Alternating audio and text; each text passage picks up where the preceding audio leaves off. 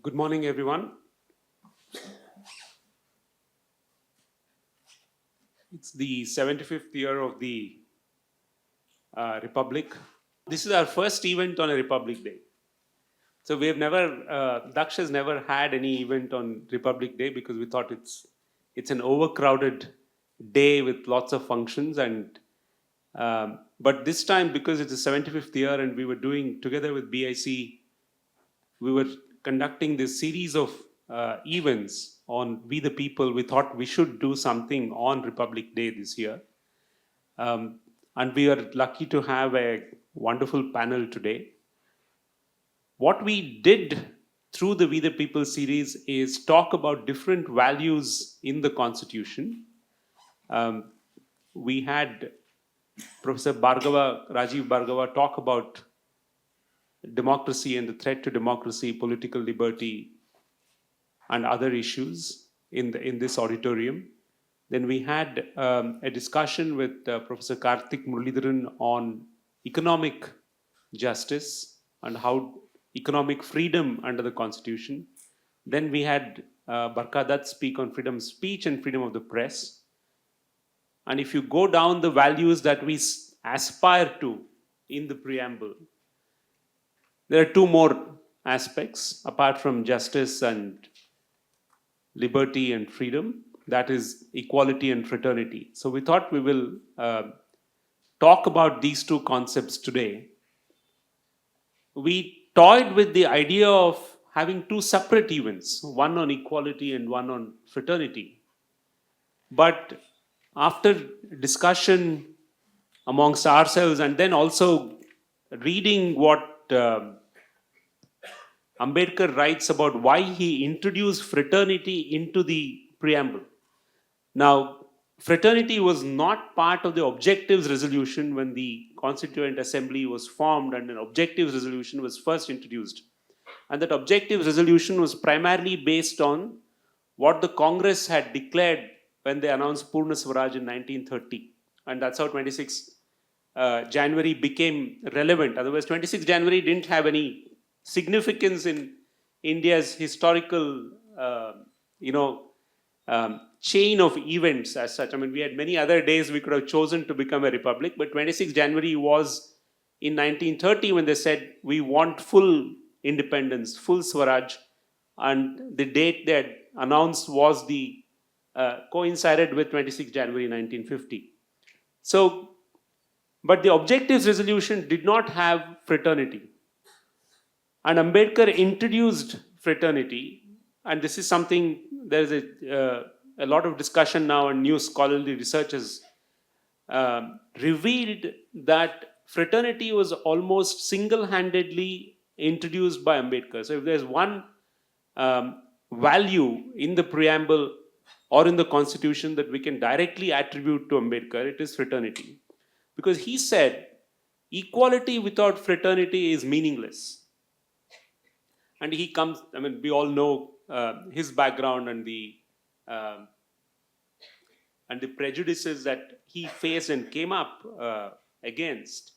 So he thought fraternity, talking about equality without fraternity is meaningless.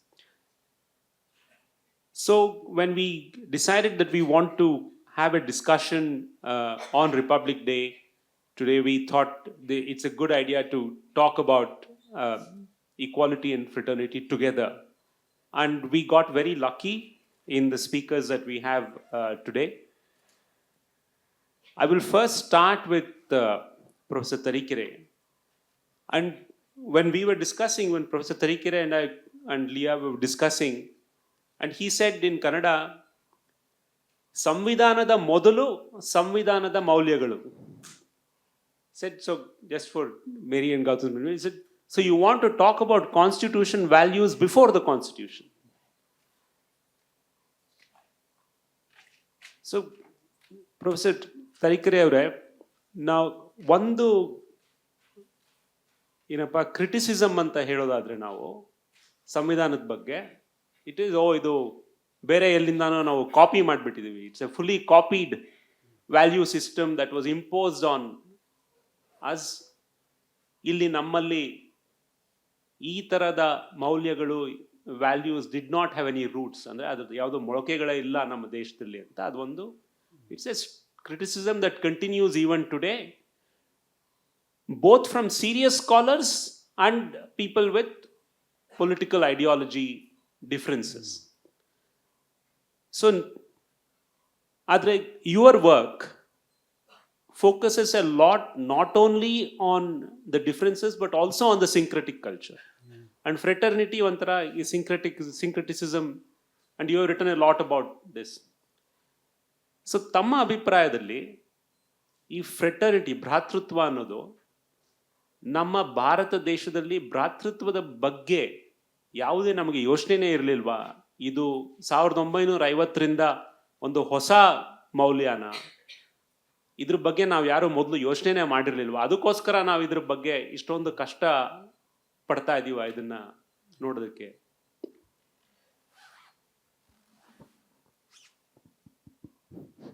ಅಡಿವಲ್ಲ ಕೇಳಿಸಿದೆಯಲ್ಲ. ಮೊದಲನೇದಾಗಿ ಬಾಬಾ ಸಾಹೇಬರಿಗೆ ಈ ಪ್ರಶ್ನೆಯನ್ನು ಕೇಳಲಾಯಿತು.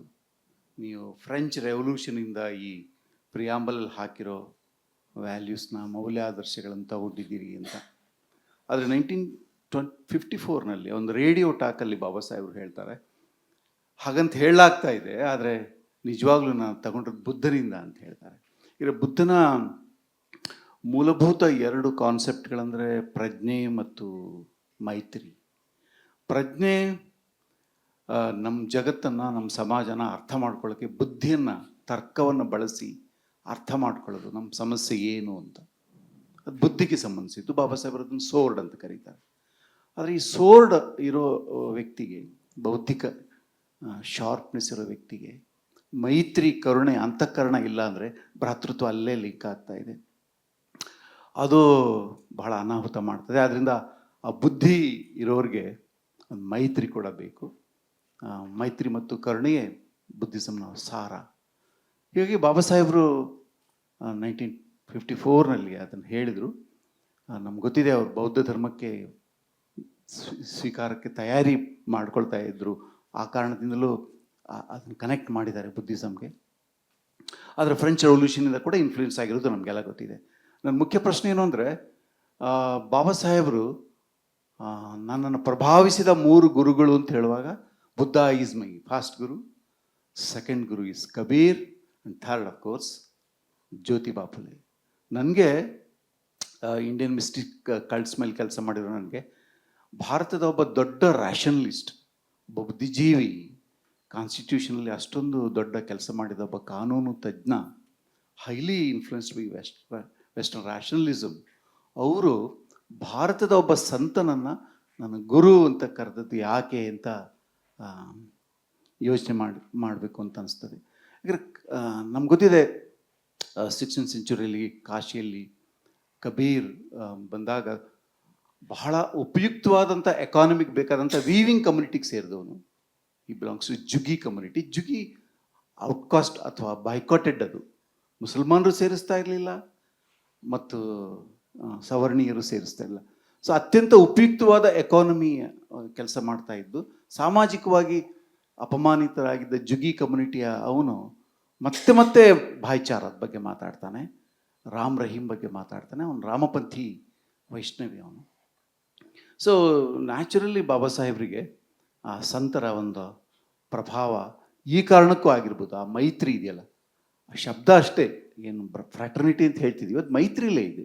ಯಾಕಂದರೆ ಬುದ್ಧನ ಇಡೀ ಬದುಕಲ್ಲಿ ಯಾರು ಅವನನ್ನು ವಿರೋಧಿಸ್ತಾರೆ ಅಥವಾ ಕೊಲ್ಲಕ್ಕೆ ಬರ್ತಾರೆ ಅವ್ರ ಜೊತೆ ಕೂಡ ಆತ ಸಂವಾದ ಮಾಡ್ತಾ ಇದ್ದ. ಹೀಗಾಗಿ ನಿಸ್ಸಂಶಯವಾಗಿ ಭಾರತದಲ್ಲಿ ಮೊದಲಿಂದಲೂ ಪರಂಪರೆಯಲ್ಲಿ ಒಂದು ಎಳೆಯಾಗಿ, ಪೂರ್ತಿ ಅಲ್ಲ, ನಮ್ಮ ಇಡೀ ಪರಂಪರೆ, ಭ್ರಾತೃತ್ವದ ಪರಂಪರೆ ಸುಳ್ಳದು. ಆದರೆ ನನಗೆ ಭಾಳ ಇಂಟ್ರೆಸ್ಟಿಂಗ್ ಅನಿಸೋದು, ನಾವು ಇವಾಗ ಯಾವುದನ್ನು ಮಾಡರ್ನ್ ವ್ಯಾಲ್ಯೂಸ್ ಅಂತೀವಿ, ಕಾನ್ಸ್ಟಿಟ್ಯೂಷನ್ ವ್ಯಾಲ್ಯೂಸ್ ಅಂತೀವಿ, ಅದರ ಬೇರುಗಳು ಹುಡುಕಿದ್ರೆ ನಮ್ಮಲ್ಲೇ ಬೇಕಾದಷ್ಟಿವೆ. ಉದಾಹರಣೆಗೆ ಇವನಾರವ ಎನಿಸದಿರಯ್ಯ, ಬಸವಣ್ಣವ್ರ ವಚನ. ಇವ ನಮ್ಮವ. ಅದರಿಂಗ್ ಅನ್ನೋದೊಂದು ದೊಡ್ಡ ಕಾಯಿಲೆಯಾಗಿ ಮಾರ್ಪಟ್ಟಿದೆ ಈಗ. ಕಮ್ಯುನಲಿಸಮ್ನ ದೊಡ್ಡ ಕಾಯಿಲೆಗಳಲ್ಲಿ ಅದರಿಂಗ್. ನನ್ನ ಪ್ರಕಾರ ಕರ್ನಾಟಕದ ಅಥವಾ ಭಾರತದ ಮೀಡಿಯಾ ಸೃಷ್ಟಿ ಮಾಡಿರೋ ಅತ್ಯಂತ ಹೇಯ ಶಬ್ದಗಳಂದರೆ ಅನ್ಯಕೋಮಿನ ಧರ್ಮದ, ಅನ್ಯ ಧರ್ಮದ, ಈ ಅನ್ಯ ಇದೆಯಲ್ಲ, ಅದರಿಂಗ್, ಅದು ಭಾಳ ಅಶ್ಲೀಲ ಶಬ್ದ, ಅದು ಅತ್ಯಂತ ಕ್ರೂರವಾದ ಶಬ್ದ. ಹೀಗಿರುವಾಗ ಯಾಕೆ ಬಸವಣ್ಣವರು ತಮ್ಮ ಕ್ರಾಂತಿಯಲ್ಲಿ ನಮ್ಮವ ಅಂತ ಹೇಳಬೇಕು ಅಂತ ಬಯಸಿದ್ರು? ಇದೆಲ್ಲ ಈ ಥರದ್ದು ಹುಡುಕ್ತಾ ಹೋಗ್ಬೋದು ಹರೀಶ್, ಈ ಥರ ಹುಡುಕ್ತಾ ಹೋಗ್ಬೋದು. ಬೇಕಾದಷ್ಟು ಎಕ್ಸಾಂಪಲ್ಸ್ ಕೊಡ್ಬೋದು, ನನಗೆ ಗೊತ್ತಿಲ್ಲ ಸಮಯ ಎಷ್ಟಿದೆ ಅಂತ. ಮತ್ತೆ ಬರ್ತೀನಿ ನಾನು. So just for people who don't understand Kannada, I mean, I'll briefly translate what Professor Tarikere said. He said, but the value of fraternity is something, he doesn't say it was spread across our culture and fully rooted in India, but there were strands that we can find of the idea of fraternity, which Professor Tarikere equates it to Maitri in from the Buddha's thoughts. And Ambedkar himself in a 1954 interview said that he borrowed the idea of fraternity mainly from Buddha, Kabir and Jyotiba Phule. And Professor Tarikere believes that this concept of othering that we have created and the use of the word different religion or different caste or different anya is what he used. Othering of people into different characteristics or buckets is one of the worst things that, or worst terms that we have coined, is what Professor Tarikere comes and is saying. And I think we'll come back to you, sir, to ask, how do we deal with this othering? But Gautam, I'm going to change the order a bit. I wanted to ask Professor Mary John, but I think from where Rahmat left, we assume, and many scholars make this point, that we just assume that once we adopted the constitution, then now it's only a question of implementation, right? Everything is set. So just merely declaring equality and fraternity as values, but still our entire history, and not just in the last 10-12 years, in the last 20 years it may have been exacerbated, but the issues of communalism, the issues of othering, the issues of refuse or accepting certain segments of society as equal participants in society is something we have struggled with from 1950. So do you think the law has failed in a way to create the necessary roots to imbibe these values across society, or is that not the law's role? That's an interesting question. It has to be the law's role. The question is whether it has succeeded or not, and I would almost unhesitatingly say that it has not. And one of our most significant problems in this country today is the growth or the acceleration in the process of othering, whether it is on the basis of religion, caste, gender, a variety of discriminations. See, this word fraternity is a very strange word in the context of our constitution. Take the two words together, fraternity and equality. You find the word equality in some variant or the other enters part 3 of the constitution. Fraternity is introduced in the preamble and sort of remains there. And for some time, I've been trying to grapple with what was it that Baba Sahib was trying to convey. And I'm really now beginning to wonder whether this was something that was lost in translation. Fraternity meaning what? Amity? Togetherness? Maitri it would translate to friendship. Is this a word that is simply taken from the French Revolution, liberté, égalité, fraternité, and just inserted here without context? But we have to give it context. If it is there in the preamble. So what is the context that we would have to give it? Now, it's an odd word, and let me just go back and accept one must accept that if it is an insertion by Babasaheb Ambedkar, it comes because of the various influences in his life and his belief system. You know, there are peculiar concepts linguistically that do not readily translate between faith systems. Let me explain what I mean. Many of us are familiar with the phrase borrowed from German Schadenfreude, which is an irrational delight in the misfortunes of others. There is no antonym for this in the English language. There is not. But you will find one, I think, correct me if I'm wrong, in Buddhist philosophy, because mudita is a phrase that tells you that you must have irrational joy in the good fortunes of strangers. Now, this is an antonym that comes as an influence into this package of fraternity. And I'm saying that fraternity has contextually two contexts. One is between the individuals, between the individual citizens. The second, and I'm still grappling with the formation of this idea, it's only a very nascent thought. I'm not finding enough literature on this, is that I believe fraternity is tied inherently to the concept of nationhood as one nation. If you take the concept of fraternity out, it seems to me that you do significant damage to the concept of a single united nation, which is the essence of the idea of India in a very, very pluralistic, diverse society. Fraternity has its place there. What is the role of the law, which is Harish's question, which is to inform the operation of the concept of fraternity in the context of both a unity of a nation and at an individual level. This necessarily eliminates any legal principle that fosters or encourages a process of us versus them, a process of othering, a process of marginalization, a process of non integration.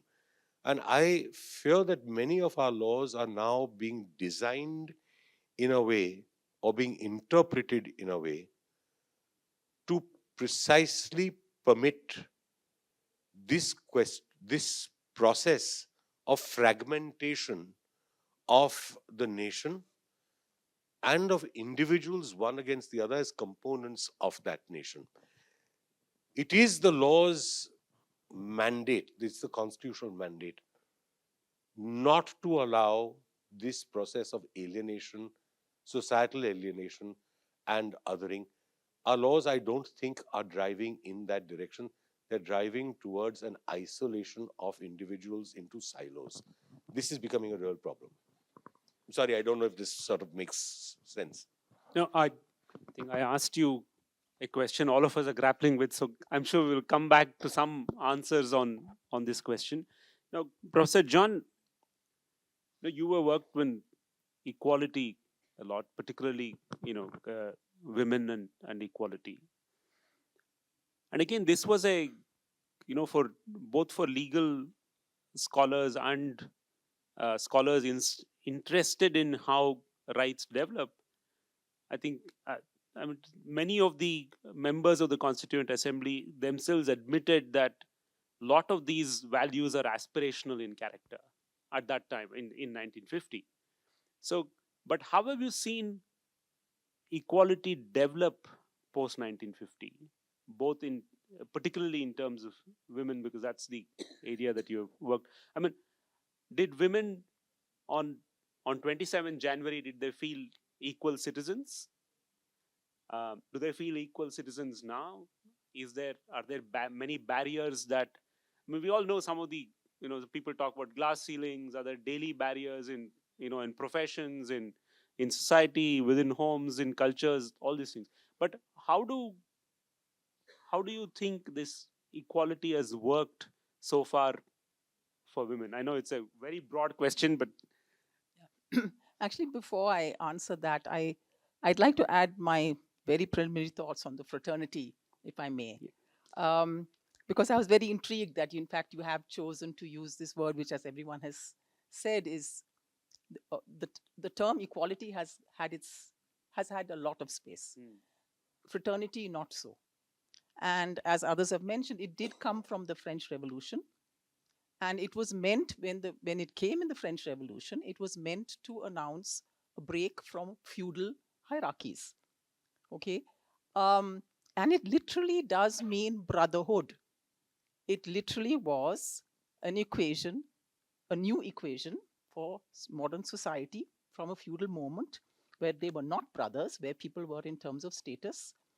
And very interesting also theories around not enough by feminists, I think, on fraternity. Again, I think all over the world it has not been given its due.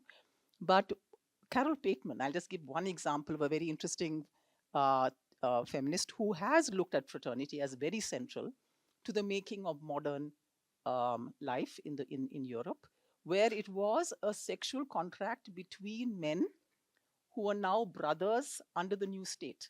The new state was the father, brothers under the new state, with the sexual contract being now they would have control over women in family life, in private life, right? So there was still control here. Equality, yes, in terms of this brother. So it was literally a brotherhood that excluded women. And I think that's something we should think about. It was not a sorority, it was a fraternity. Okay? So when I think a little bit that I've read of Ambedkar's, I connect his deep, deep investment in fraternity in relation to what he said in The Annihilation of Caste, where he basically said, we are not a society. Because we have hierarchies of caste, because we are separated from each other, we are asocial as a people, we need to develop bonds of kinship and belonging, which equality will not do, for which you need fraternity. He hoped that reservations would do it, that is to say, bringing certain people who are otherwise unequal into common spaces of influence. He also thought it could be done through intermarriage. He proposes intermarriage as the dissolution of caste and the bringing together of kinship. He believed, rightly or wrongly, Muslims, Christians have this feeling of kinship, which Hindus lack because of caste divisions, because of endogamy. So my doubt, though, is that if intermarriage is going to be the way, then you're using women as a means to achieve it. Without so they're the traffic. They're the traffic. They're the means to create brotherhood, okay, across groups, across classes. But women are the instrument. So where are we now? We're not like the French. The French did not give women citizenship rights till 1944. I think we forget this. 1792, 1944. We got it straight off, right? We assumed you would get it, and we got it, right? But did we get genuine siblinghood? If you want to change the word fraternity to siblinghood, right? Being brothers and sisters together, that I doubt that we have achieved that. So I'd like to stave off the question of equality maybe to the next round and just contribute to the fraternity discussion now. No, so then let me then stay with you and then go into equality, and then maybe in the next round we try and bring equality and fraternity together. If you, in terms of, so I asked you, yes, what did women think that on 27 yes, January 1950 did they feel, okay, we're now part owners of this country? Because one of the things that has struck me, and what I heard once from L.C. Jain saying, is that he said when he was taking 15th August as the relevant date, he said on 15th August we all became part owners of this country. We are not citizens. We are not subjects. We are owners. And 26th January, was just a confirmation that we are not going to go back to some other form of rule, but a democracy and a republic. So did on 27th January or on 15th August 1947 or on 27th January 1950, did women feel that they're owners of this country? I think that's a question, I think. And do they feel that they're owners of this country now? And apart from, the context of, professions and rights and other things, if you look at politically, we had a prime minister, a female prime minister, much before, almost everyone else in the world. I mean, is that just a symbolic thing, or is that there are other reasons for it? Again, I know I'm sure. asking No, a very broad question, but I'll try and say a few things. One is, let us go back to the Constituent Assembly and the women.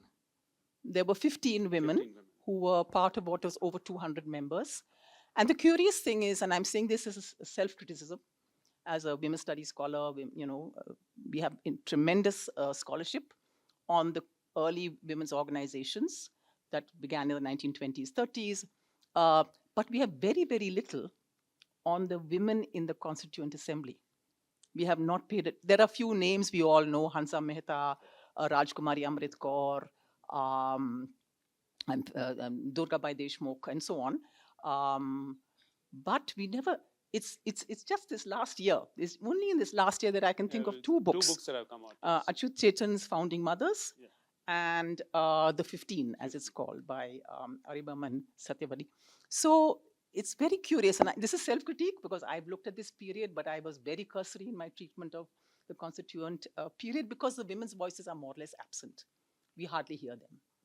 And they have done us the benefit of going behind the scenes and recognizing the kind of work they did. They did not speak very much in the constitution. And it's true, they did take equality for granted. I mean, it was promised already in the Karachi Resolution. So this was something that went back to the 1930s. They did not imagine for a moment that they would not get it. They were ready to believe in what we call formal equality. And I think today we are very dismissive of formal equality. We recognize how limited it is. But for them, it was revolutionary. Because you must imagine a history where nation was family, women were mothers of the nation, Bharat Mata. This is what they were living with. So the idea that we could be equal citizens, equal as individuals, regardless of familial roles, that is revolutionary. I mean, I would say it's revolutionary today as well. I don't think we even have reached that stage today as well. We're still identified by family roles and so on. So this is revolutionary on the one hand. On the other hand, they also inherited, or they also believed very strongly in the secular idea of equality, which meant no place for religious differences. They were totally wedded to the idea of a uniform civil code. For them, equality and uniformity had to go together.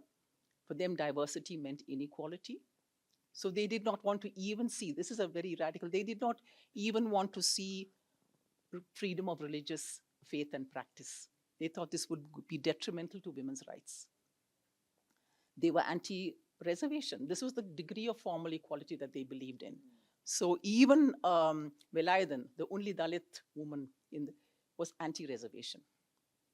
Even for scheduled castes. I mean, she was a Gandhian, so there's complicated, very interesting politics behind it, but they were resolutely anti-reservation. No, women needed no special favors here.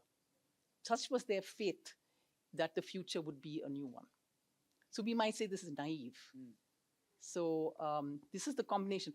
The other amazing thing I discovered from these books was that these women were not only concerned about women's rights, they spent enormous time on economic rights, which made its way to the directive principles, right?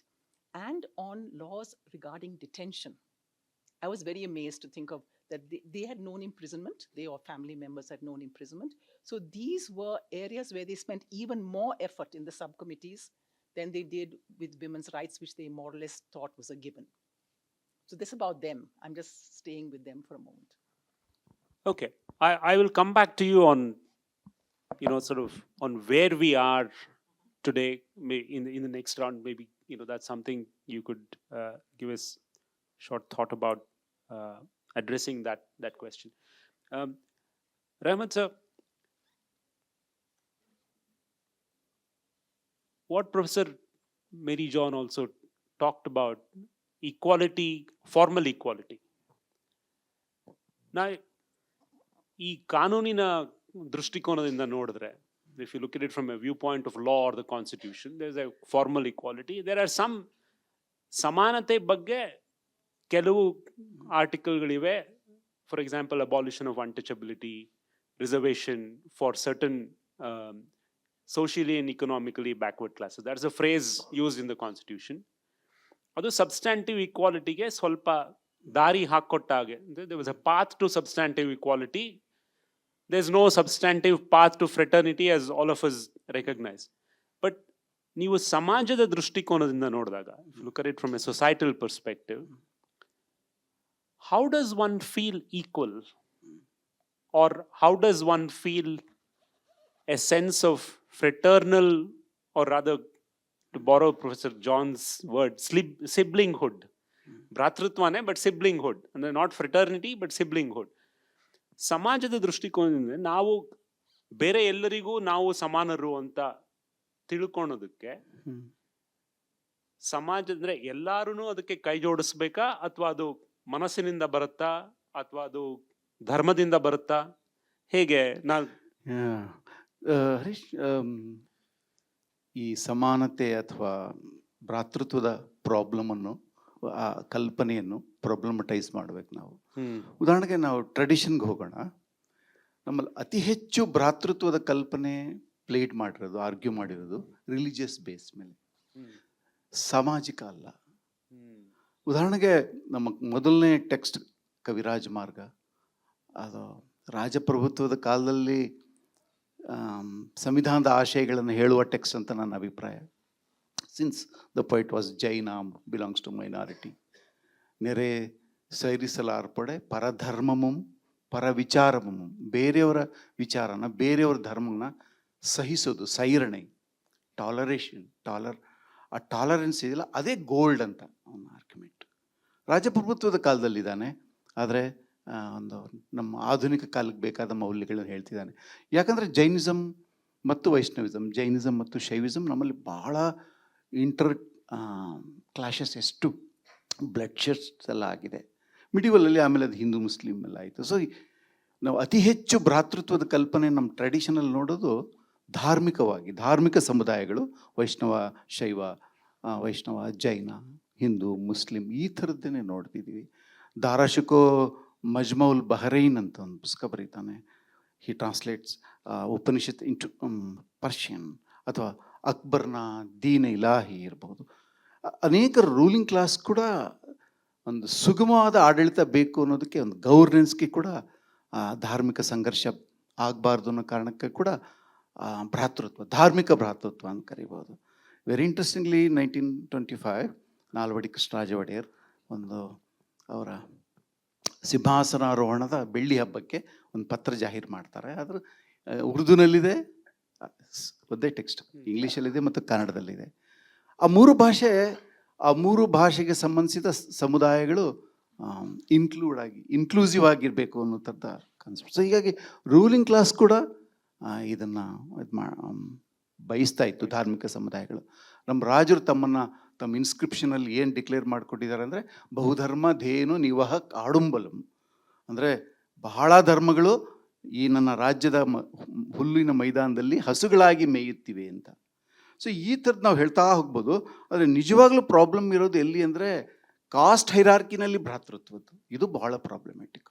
ಅದಕ್ಕೆ ಬಾಬಾ ಸಾಹೇಬರು 1922 ಅಂತ ಕಾಣ್ತದೆ, ಇಂಗ್ಲೆಂಡಿಂದ ಶಾಹು ಮಹಾರಾಜ್ಗೆ ಬರೆದ ಪತ್ರದಲ್ಲಿ uses the phrase social democracy. Political ಡೆಮಾಕ್ರಸಿಗೆ ಇಡೀ ದೇಶ ಹೋರಾಡ್ತಿರುವಾಗ ಅವ್ರು ಬಯಸ್ತಿರೋದು ಸೋಷಿಯಲ್ ಡೆಮಾಕ್ರಸಿ ಅಂತ. ಸೊ ಸೋಷಿಯಲ್ ಡೆಮಾಕ್ರಸಿನ ನೀವು ಆರಂಭ ಮಾಡಿದ್ರಿ ಅಂತ. ಸೊ ಅಲ್ಲಿ ನಿಜವಾಗ್ಲೂ ಭ್ರಾತೃತ್ವದ ಸಂಗತಿ ಇದೆ. ಒಂದು ಎಕ್ಸಾಂಪಲ್, ಸುಮ್ಮನೆ DSS ಆರಂಭ ಆದಾಗ DS ಇಂಟರ್ವೆನ್ಷನ್ ಮಾಡ್ತಿತ್ತಲ್ಲ, ಕಾಸ್ಟ್ ಕ್ಲಾಶಸ್ ನಡೆದ ಹಳ್ಳಿಗಳಲ್ಲಿ. ಅವ್ರಿಗೆ ಕೇಳ್ತಾ ಇದ್ದಿದ್ದು ಅಲ್ಲಿನ ಸವರ್ಣೀಯರು ಒಂದೇ ಪ್ರಶ್ನೆ, ಅಣ್ತಮ್ಮಂದ್ರಂಗಿದ್ವಿ ನಾವು, ನೀವ್ಯಾಕೆ ಬಂದು ಕೆಡಿಸಿದ್ರಿ ಅಂತ. ಈ ಅಣ್ತಮ್ಮ ಅನ್ನೋ ಕಾನ್ಸೆಪ್ಟ್ ಇದೆಯಲ್ಲ, ಅದು ಹೈರಾರ್ಕಿನ ಒಪ್ಕೊಂಡು, ಕೆಳಗಿರೋರು ಹೈರಾರ್ಕಿ ಒಪ್ಕೊಂಡಿರುವಂಥ ಸಾಮರಸ್ಯ, ಅದು ಅಸಮಾನತೆಯ ಸಾಮರಸ್ಯ. ಅದನ್ನು ನಿಜವಾಗ್ಲೂ DSS ಕ್ವಶನ್ ಮಾಡ್ತಿತ್ತು. ಅದರಿಂದ ನಮ್ಗೆ ಭಾಳ ದೊಡ್ಡ ಸಮಸ್ಯೆ ಇರೋದು, ನಾವು ಈ ಸಾಮರಸ್ಯನ, ಪ್ಲೂರಲಿಸಮ್ನ ಹಿಂದೂ ಮುಸ್ಲಿಮ್ನ ಫ್ರೇಮ್ಗೆ ಹಾಕಿ ಶ್ರಿಂಕ್ ಮಾಡಾಕ್ಬಿಟ್ಟಿದ್ದೀವಿ. ನಿಜವಾಗ್ಲೂ ಪ್ರಾಬ್ಲಮ್ ಇರೋದು ಕಾಸ್ಟ್ ಹೈರಾರ್ಕಿ ಇರೋ ಸೊಸೈಟಿನಲ್ಲಿ ಜಾತಿಗಳ ನಡುವಿನ ಸಮಾನತೆ.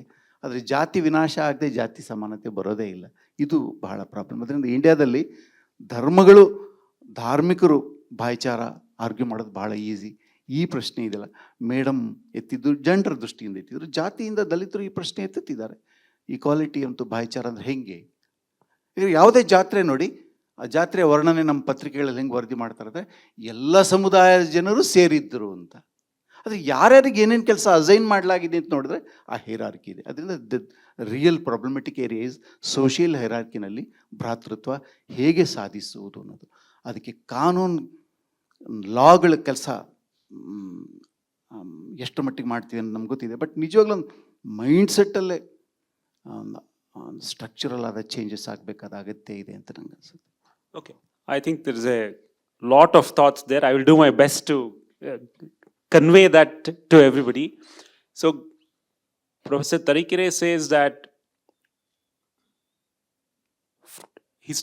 instead of looking at it from a social perspective, fraternity and pluralism has been evident in our texts from historical times, from a long time. And he started with Kaviraja Marga, which is one of the earliest texts in this part of the world. The author talks, and the ruling class talked about the need to have people of all religions equally living in our kingdom and society.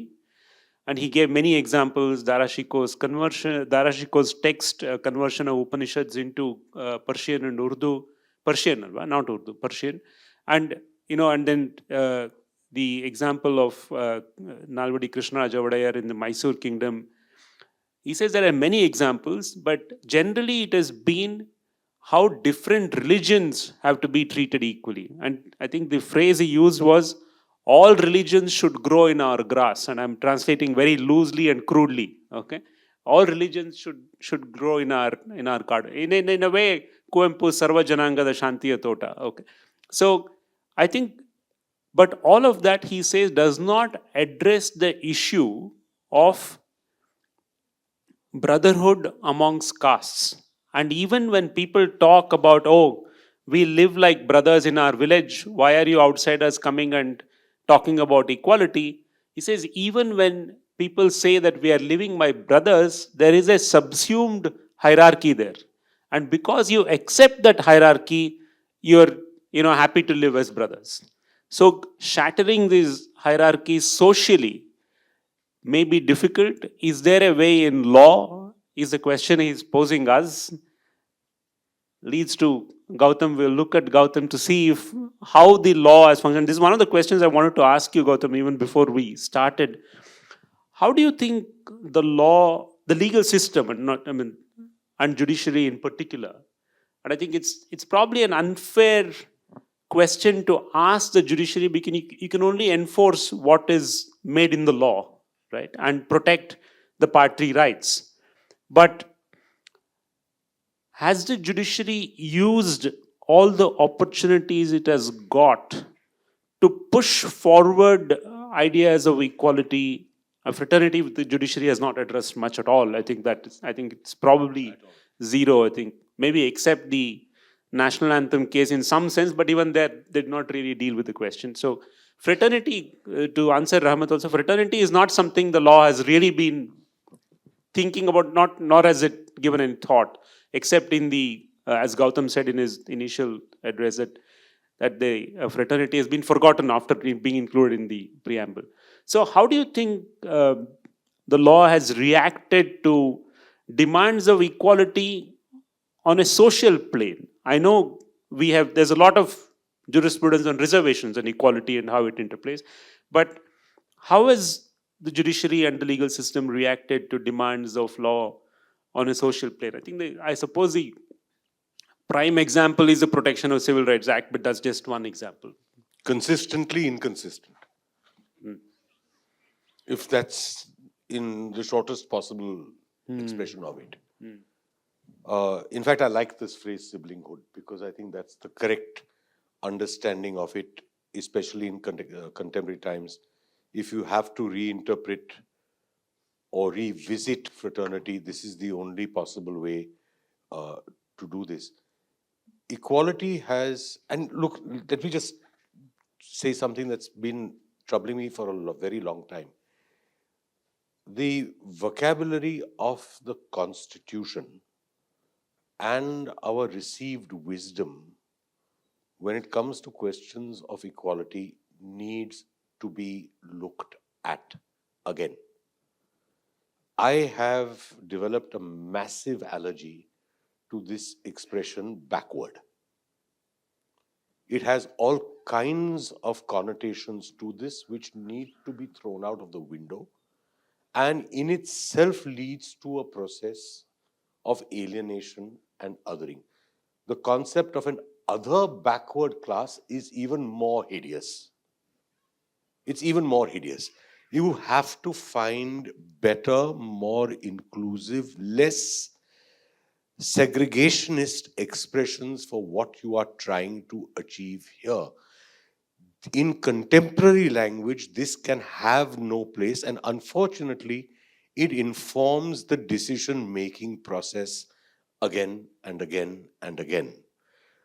We are unable in the judiciary, and I'm telling you this from experience, to make the necessary nuanced adjustments. I'm not even saying distinctions, I'm saying adjustments towards achieving, okay, equality is again a difficult concept, some level of acceptable societal parity. It becomes very difficult between religions. It becomes very difficult between gender. It becomes extraordinarily difficult when you have anything involving reservations, caste, and so on. It's a hideously complex business. 75 years after the Constitution, this is the question we should ask ourselves. Are we a more equal society? Are we a more just society? If you break this down even further, our cities, are they more equitable? Or have they become increasingly inequitable with greater discrepancies at every level? Between genders, economic, social, the disparities have grown. How has this happened on our watch? How have we allowed this to happen? And what have we done with this concept of fraternity and equality? I look, for example, to the body of law and say, let's see if there is a discerning, a unifying ideology, a jurisprudential ideology. You won't find it. You won't find it. You will find, as Harish says, a lot of law and pronouncements on reservations, education, schooling, and so on and so forth. Is there an ideological move from the judiciary towards a less inequitable society, a more inclusive society? We just use this phrase, but we are not able to achieve this. I am now wondering whether we are even actually striving for it. And I seriously have doubts whether we are just now in a system of inertia, just rolling through this and hoping that things will work out at some point or the other by default rather than design. We're really not able to achieve this. And again, I'm sorry to repeat this, but unless we change this vocabulary that we use as descriptors, we are going to continuously have greater difficulties in achieving this standard socially, jurisprudentially, in law, and under statute. It's going to be very difficult.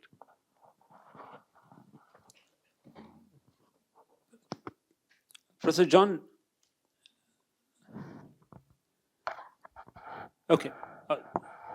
I'm going to ask maybe one more question to each of you, and then the next round, maybe if you have questions for each other, we can do that and then open it up to the audience. What do you think, if you were to identify a few steps that we can take to move towards, as Gautam was saying, to move towards a better equality, better fraternal society, what do you think those can be? I'll turn it a little backwards. I will say, if I go by the history of the women's movement, we will have to first learn how to recognize inequalities. I don't think we have. And I'll just mention briefly this very famous report. Towards Equality report was this first post-independence report produced in 1974 for the UN Year of Women 1975. All the UN countries were asked to put. And the authors of this report, who call themselves first generation beneficiaries of the equality clauses of the Constitution, they saw themselves as beneficiaries.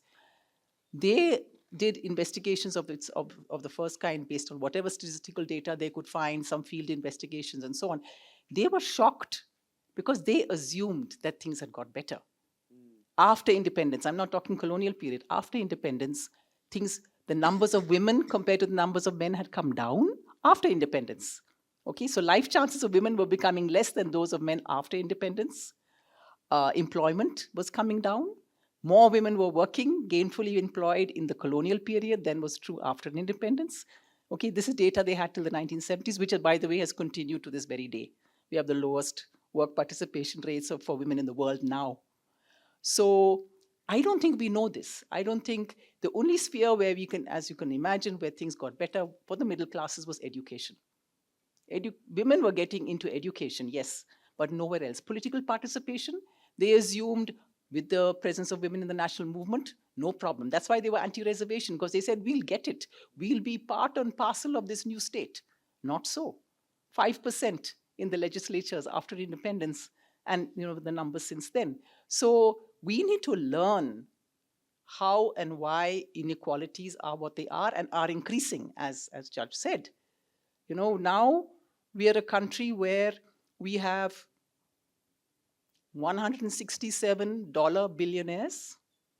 We are third as far as there's US, China, and then there's us. We have the very rich with first world salaries equivalent to the population of Belgium. That's about 12 million. And then we have layers and layers and layers down to the poor. Poverty has, yes, declined. I don't think we should say it has become worse from the absolute levels of the past, but declined very little, and massive, massive increases in inequalities. Yeah, the gap is huge. So we have followed patterns of development that have resulted in a little decline in poverty, greater inequality, huge concentrations of wealth. And then imagine the various patterns of castes, groups, and so on that are more or less distributed in predictable ways, not always entirely predictable. So if we want to really look at inequalities, we have to look within scheduled castes, within scheduled tribes, who have today, in 2025, we have to go into the effectiveness of our reservation policies. Where are the women? How come there's almost parity in education? Our colleges are full of women, but where are they anywhere else? Nowhere. So unless and until we actually look at those processes, how are we going to come up with ideas about how to go forward? And because we're missing out on those, and because many of us are cocooned, I'm sorry to say, in our middle class worlds where things might be getting somewhat better in some respects, we may be having more respect as women in our worlds. We have a few women at the top. Always there'll be a few women at the top to prove how good we are, and I find that very irritating. Don't get me wrong, but I do find when we hear about Indira Gandhi, it's extremely, or Mandra Naik, or whoever, it's familial. It has nothing to do, others may be more interesting, other leaders, Didi in Bengal may be a more interesting figure for that, not part of a family. So it's just a statistic to throw, we had a woman prime minister long ago, so what are you talking about? Completely pointless, because if it had been a son, it would have been a son there, right? So it was nothing to do, and she was anti-feminist to boot. So it's not clear to me that she actually gave us what we needed at that time. So we have a few women at the top, and we're good even in companies. We have a number of top women, yes, right? But look at the pattern elsewhere, right? So we need to, any group you name, we now are at a stage where even Muslims, there may be in a family, a Muslim girl may be more educated than her brother, because the brother has to find. So we need to sort of break things down and recognize the complexity of the nature of the inequalities in our midst, which are massive. We need to look at privilege perhaps also. Given these huge inequalities, how come some of us are so privileged? And we like to only talk the language of merit. Why is that? it cannot be merit that accounts for what's going on. So I believe we need to investigate this further before we come up with solutions. Sorry, slight digression, Harish, if you'll allow me. I've been working off and on both in court and then elsewhere in research on certain urban planning issues, environmental issues. And, we've, bunch of us have come to this understanding of, or this, trying to come to an understanding about this concept of spatial justice, especially in urban centers. And one of the thoughts that is beginning to emerge is the inequality in the use of open public spaces.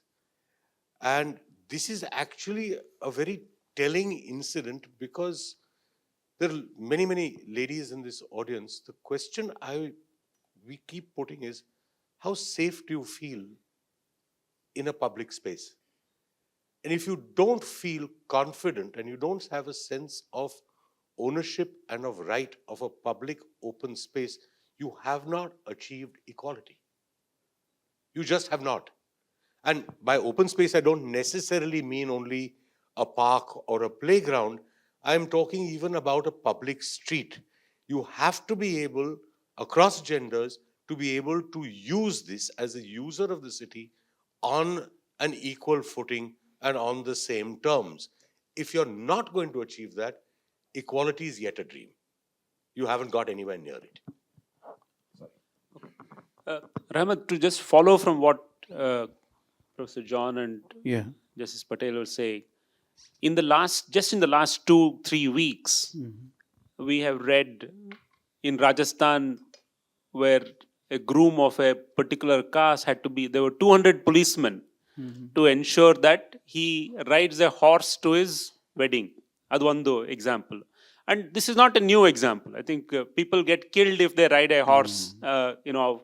People belonging to certain castes ride a horse in their wedding. That's one example.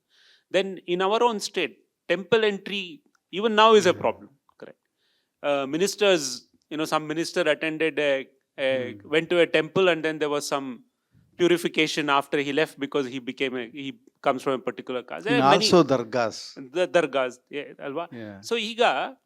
So ಒಂದು ತಾವು ಹೇಳಿದ್ರೆ ಕಾನೂನಿಂದ ಏನಾದರೂ ಮಾಡಬೇಕಾದ್ರ ಬಗ್ಗೆ but ಈಗ access to temples for example is set out in the constitution you can't prevent access ಅಂತ to public places public ಇದು ಅದೊಂದು ಆದರೂ ಕೂಡ ಸಮಾಜದಲ್ಲಿ ಇದೆ going and beating up or killing someone for riding a horse in his wedding wedding there is Harish, so how do we address these things? Very interestingly, ನೀವು ರಾಜಸ್ಥಾನದ example ಕೊಟ್ಟಿದ್ರಿಂದ ಹೇಳ್ತಾ ಇದ್ದೀನಿ.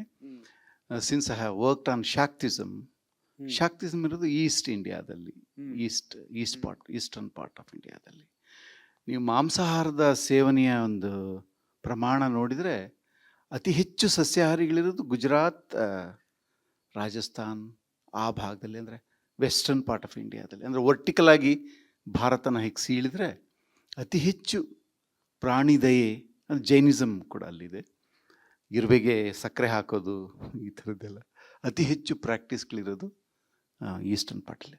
ಆದರೆ ಅತಿ ಹೆಚ್ಚು ಅಸ್ಪೃಶ್ಯರ ಮೇಲೆ, ಮುಸ್ಲಿಮರ ಮೇಲೆ ಅತಿ ಹೆಚ್ಚು ಹಿಂಸೆ ಆಗ್ತಿರೋದು ಆ ಭಾಗದಲ್ಲಿ. ಅಂದರೆ ಮಾಂಸಾಹಾರ ಮಾಡೋ ಶಾಕ್ತ ಪರಂಪರೆ ಇರುವ, ಗುಡ್ಡಗಾಡು ಪರಂಪರೆ ಇರುವ ಈಸ್ಟರ್ನ್ ಭಾಗಕ್ಕಿಂತ ಸಸ್ಯಾಹಾರ ಸ್ವೀಕಾರ ಮಾಡೋ ಜನರಲ್ಲಿ ಹೆಚ್ಚು ಕಾಸ್ಟ್ ಹೈರಾರ್ಕಿ ಅಥವಾ ಅಸ್ಪೃಶ್ಯತೆ ದನಗಳ ವಿಷಯದಲ್ಲಿ ಹೊಡೆಯೋದು. I want to translate this before I forget because it's an important thought. Is what Professor Tarique is saying. If you see, because I took the example of Rajasthan, he said if you draw a line from north to south, the western part is sort of more vegetarian, believes in no animal cruelty, etc.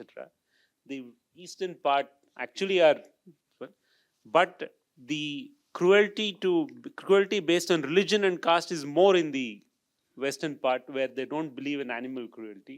Yeah. So that's something is an interesting analogy is drawn. So ಬಾಬಾ ಸಾಹೇಬರು ನನಗೆ, ಹರೀಶ್, ನನಗೇನು ಭಾರತದ ದೊಡ್ಡ ಸಮಸ್ಯೆ ಅನಿಸ್ತಿದೆ ಅಂದರೆ ನಾವು ಬಹಳ ದೊಡ್ಡ ಆದರ್ಶಗಳನ್ನು ಸ್ಪೆಲ್ ಔಟ್ ಮಾಡ್ತೀವಿ ಕಾನ್ಸ್ಟಿಟ್ಯೂಷನಲ್ಲಿ, ನಮ್ಮ ಉಪನ್ಯಾಸಗಳಲ್ಲಿ, ನಮ್ಮ ಪ್ರವಚನಗಳಲ್ಲಿ. ಆದರೆ ಪ್ರಾಕ್ಟೀಸ್ನಲ್ಲಿ ನಾವು ಅದನ್ನು ಮಾಡಲ್ಲ.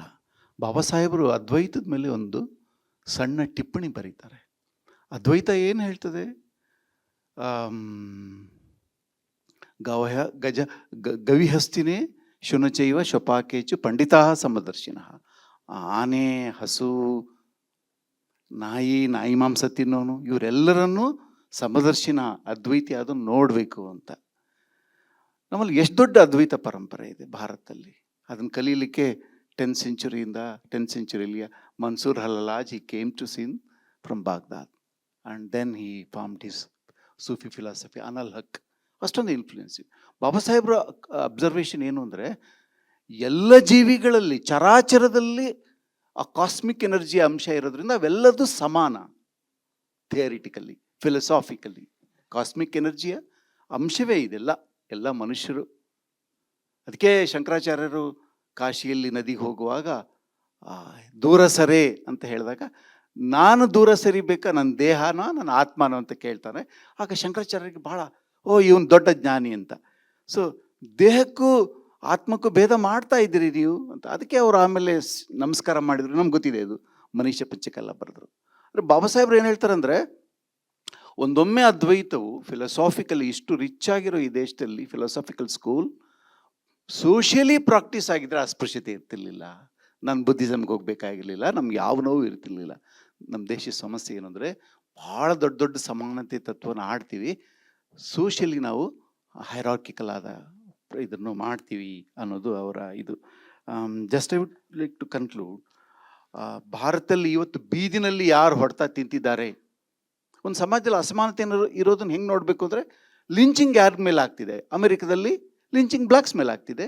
ಅತಿ ಹೆಚ್ಚು ಜನ ಜೈಲಲ್ಲಿ ಬ್ಲ್ಯಾಕ್ಸ್ ಇದ್ದಾರೆ. ಭಾರತದಲ್ಲಿ 4 ಸಮುದಾಯದ ಮೇಲೆ ಆಗ್ತಿದೆ. ಮಹಿಳೆಯರು, ಎಲ್ಲ ಜಾತಿ ಧರ್ಮಕ್ಕೆ ಸೇರಿದವರು, ಮುಸ್ಲಿಮ್ಸ್, ಆದಿವಾಸಿಗಳು ಮತ್ತು ದಲಿತ್ಸ್. ಸೊ ಅಸಮಾನತೆ ಇನ್ನೂ ನಮ್ಮ ಕಾನ್ಸ್ಟಿಟ್ಯೂಷನ್ ಕೆಳಗಡೆನೇ ಆಗಿರೋದಲ್ಲ, ರೂಲ್ ಆಫ್ ಲಾ ಕೆಳಗಡೆನೇ ಆಗಿದೆ ಈ ಲಿಂಚಿಂಗು, ಈ ಬೀದಿ ಹಲ್ಲೆಗಳೆಲ್ಲ. ಆದ್ದರಿಂದ ಸಂವಿಧಾನದಲ್ಲೂ ಇನ್ನೆಲ್ಲೋ ಸೇರಿಸೋದು, ಅಥವಾ ನಮ್ಮ ನ್ಯಾಯಾಧೀಶರು ಹೇಳ್ದಂಗೆ ಆ ಶಬ್ದಗಳನ್ನು ಬದಲಾಯಿಸೋದು, ಶಬ್ದಗಳು ಬದಲಾಯಿಸ್ಬೋದು, ಅದ್ರ ಮುಖ್ಯ ಸಮಸ್ಯೆ ಇರೋದು ಪ್ರಾಕ್ಟೀಸ್ ಇದ್ದು ಅಂತ ನನ್ನ ಅಭಿಪ್ರಾಯ. ಹೀಗಾಗಿ ಇವತ್ತು ಅಲ್ಲಿ ಕುಂಭಮೇಳದಲ್ಲಿ ಒಂದು ಹೊಸ ರಾಷ್ಟ್ರದ ಕಲ್ಪನೆಯನ್ನು, ಹೊಸ ಸಂವಿಧಾನದ ಕಲ್ಪನೆಯನ್ನು ಇಂಟ್ರಡ್ಯೂಸ್ ಮಾಡ್ತಾ ಇದ್ದಾರೆ. ಅದರಲ್ಲಿ ಮುಸಲ್ಮಾನರಿಗೆ ವೋಟಿಂಗ್ ಹಕ್ಕನ್ನು ರದ್ದು ಮಾಡಲಾಗಿದೆ. This is the contradiction on paradox.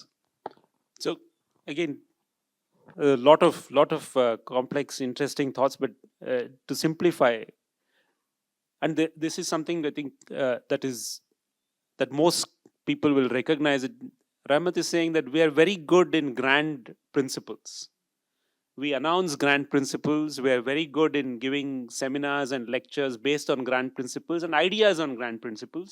When it comes to practicing them in detail, we don't have, we don't have a track record. We don't have a good record at all.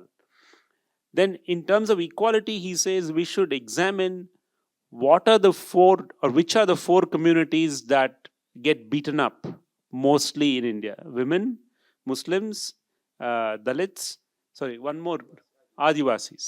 And he says he compares it to in the US, which is a community that gets beaten up the most and who are most in jail. It's mostly the African Americans, the black people. So he says it's similar. So it's evident that there is inequality, and he points out that this is post 1950. It has happened under a constitution that promises equality and fraternity. So we need to think of practical, implementable steps to achieve equality rather than mere grand pronouncements, which is what we have. And a sobering thought, and I'm sure all of us have read in the newspaper today about a new constitution that is being suggested by some people in the Kumbh Mela, where only people who follow Sanatan Dharma, it's a Sanatan constitution, etc. I won't bore everybody with the details. Stop there. Now, Gautam, coming to you, taking off from where Rahmat left, is it the role of the law to suggest practical steps that can be implemented for equality and fraternity? That's in the realm of legislation, and that would be very difficult for a court to do. A court will interpret a legislation and see whether it fits the standard of Part 3. Part 3, which is a variant on equality. It's not an absolute standard of equality. It's a series of steps designed to achieve societal equality. But courts shouldn't be doing it. Sometimes the courts, especially the Supreme Court, are a little more adventurous than they should be. But that's not necessarily a good thing, and often sets a very ugly precedent for future. But can even legislation, can we achieve this by legislation? Is this something that is What equality? Equality? I mean, not as a principle, but steps, practical steps. Well, you have to look at what's happening now, which is a concerted effort to dismantle steps taken towards achieving equality. It's a hot topic now, but let's look at this Places of Worship Act thing. It was an attempt to provide a level playing field at the simplest level, by providing a cutoff date and saying you don't go beyond this. And you accept it as it stands. Doesn't matter what religion of faith you're in, this is where it stands. Everything that is after this cutoff date or as on that cutoff date remains. We've opened a Pandora's box here. How are we doing this? This entire discussion in religion about essential religious practices is never going to result in an equitable standard. Since we're discussing this, and let's be frank about it, one of the very peculiar contestations that comes before the Bombay High Court, and it cycles around annually at the same time every year, is around the time of Bakri Eid. And we have this conflict between what is essentially a secular municipal requirement, which is hygiene, and the demand for ritual animal slaughter. One is religious based, the other is urban based. Now, in a city like Mumbai, which is dense, houses are small, and if the demand is that we want to carry out this practice in small flats or apartments on higher floors, which have no provision for dealing with this, what confronts court is a very, very difficult situation. Should you permit this? When you say no, are you going against the religion? Are you being unequal?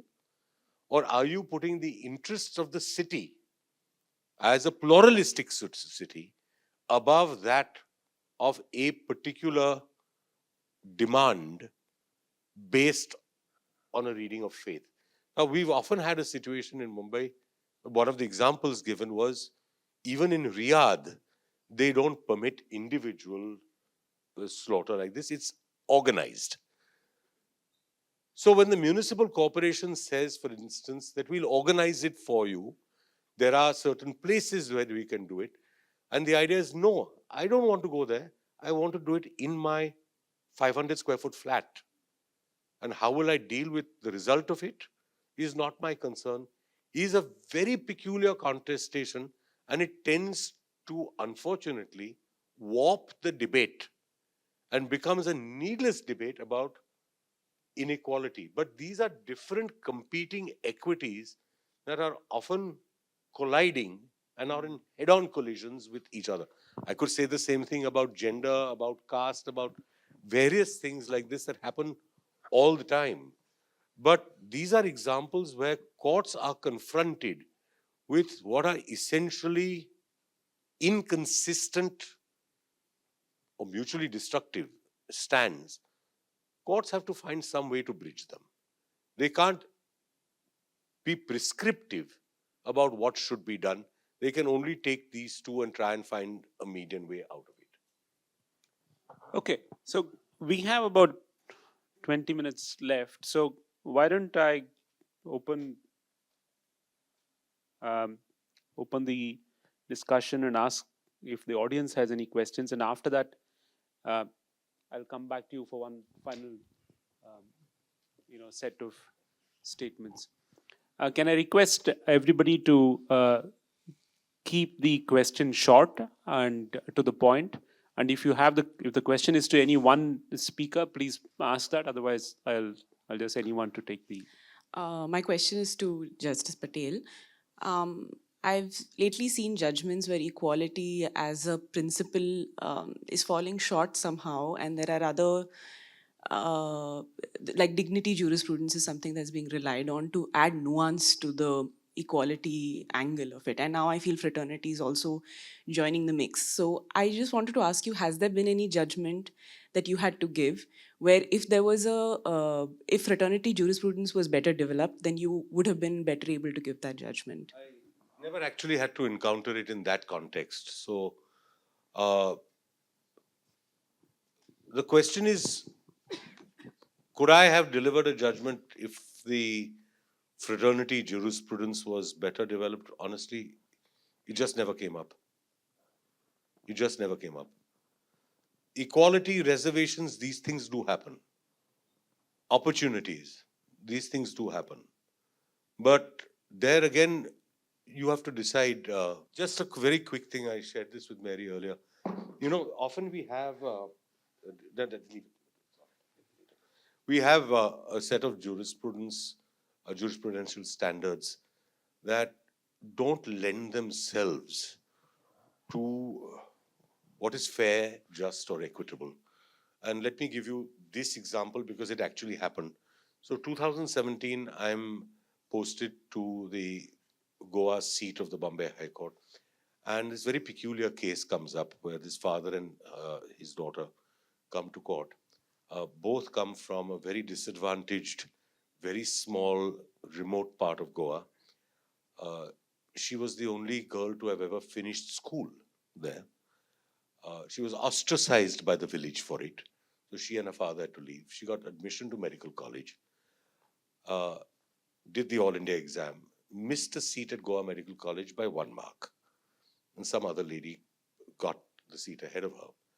And halfway into the first semester, it turned out that the lady who got the seat had a false, fake caste certificate and abandoned her seat. So there was this vacant seat. So this father and daughter come and say, please, we're next in line, give us this seat. Goa Medical College said it can't be done because law doesn't allow this. The Supreme Court has repeatedly said it's better that a seat remains vacant rather than lend itself to what is possibly a cartelization where you put up a false candidate so that somebody else gets in. So we had this received wisdom from the Supreme Court, binding precedent. You can't give this seat. And you had this one opportunity to this young lady. And she's saying, I want no concessions. So my colleague on the bench said, what is it that you're proposing to do? I said, look, I'm probably going to go against every single Supreme Court judgment that they've cited. But it seems to me that it's the just thing to do to give her the chance. I said, are you with me? She said, yes. So we did that. We said, but no concessions. You finish it on your own in the time that is allotted to you. And Goa Medical College didn't challenge this. And this young lady finished the medical course on time, on schedule, with a gold medal at the end of it.